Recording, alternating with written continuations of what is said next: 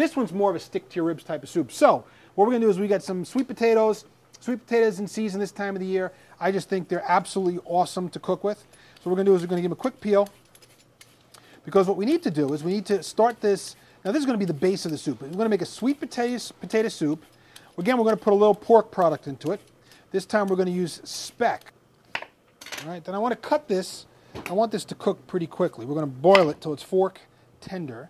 So I'm going to give it a couple of chops here. Notice I'm putting flat side down.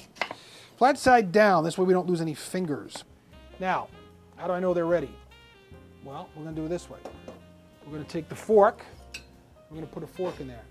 Fork goes in, look at that, fork tender, nice and simple, no effort. Fork tender, that's what we're looking for, okay? Now, you really have to think about this. When you put hot stuff in the food processor, you got to make sure that you have a tight lid. You have to make sure that you have a kitchen towel, and you have to make sure you don't get burnt, because it's very easy to do. So, put my kitchen towel over the top. Just put it on a little.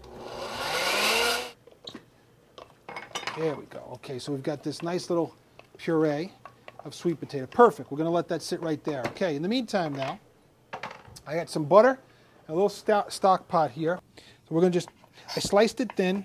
Now I'm just going to come across and I'm just going to dice some up. A little bit of butter to start. We're going to do our pancetta right in. I keep saying pancetta, I mean speck, or smoked prosciutto ham. Now it's easier to break up after it gets hot. So we get all that going there. I'm going to add another little bit of butter to it. The speck's going to reduce a little fat just like the pancetta did in the first soup. And we'll let that go from it. So for the shallots, now the same type of thing. I really want to do them kind of thin. The reason is I want them to almost melt into the soup. I want them to just kind of cook down, get real translucent, and just kind of wilt and fall apart. So if I cut this way, we'll cut this in half, okay? And then what I have is, if I come across, I've got all these little, see if I do it this way, all these little pieces. I want all these little fine pieces that are going to break up. You could also come lengthwise if you want to do it a little longer. See if we do it long, you got all these pieces too, which will wilt up and be in your soup. But either way, we want to just make sure that they're small and bite-sized like everything else that we're doing with our soup. Okay, so speck now, I mean you can smell it in here. It's starting to get a real smoky flavor, just kind of smoky smell in the whole kitchen. That's getting browned up a little bit. We're going to add some shallots. Matt, come on up here, take a look. See again, we've got the brown bits along the bottom. See all those brown bits along the bottom? Now, if we were adding liquor to this, we're going to add some wine to this, that would be what we would call deglazing. We would add the liquid to that, a cold liquid, goes in there, it's going to all sizzle and steam, then you go back with a spoon and scrape it all up. We don't need to do that because I've got some stock here, so we're not going to use wine, but I'll show you what I'm talking about. We'll put some stock in here. Okay, sizzles and steams, and look at this, I come back in here, see that, Matt? All the brown bits on the bottom came loose, see that? And the stock turned a real dark brown there. What we did was we pulled all those bits and pieces, all that fat from the speck, all that smoky goodness. We got that into our soup. We started that going. Okay, what I'm going to do now is I'm going to add a little bit at a time, a little bit here. Let this come to temp. It should still be pretty hot. I'm going to add just a little bit of stock. Okay, I'm going to add a little bit more. Oh, I think we're ready to add the whole thing in. I'm going to add a little bit of, that's the nutmeg, a little bit of nutmeg. A little bit of cinnamon, a little bit of cinnamon. All right, so we've got cinnamon, we've got some nutmeg, a little bit of cream.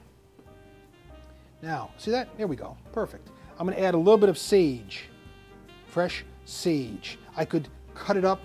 Look at that, velvety leaves, nice and fresh.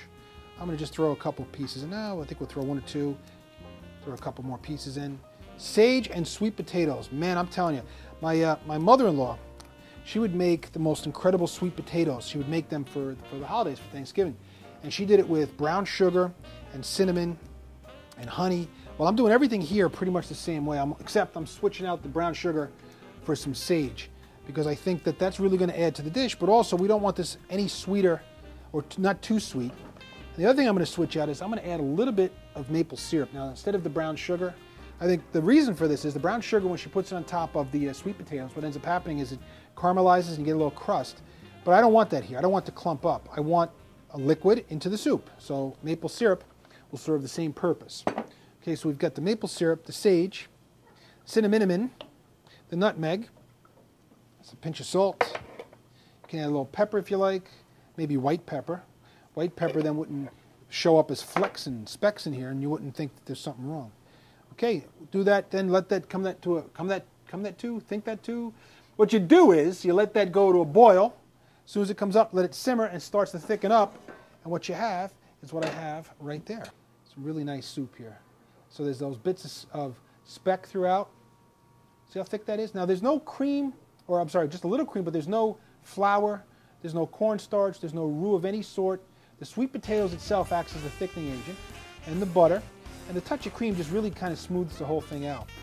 And there you go. Now that, to me, is an awesome, awesome dish. Matter of fact, little toasted bread with this, and I'm all set to go.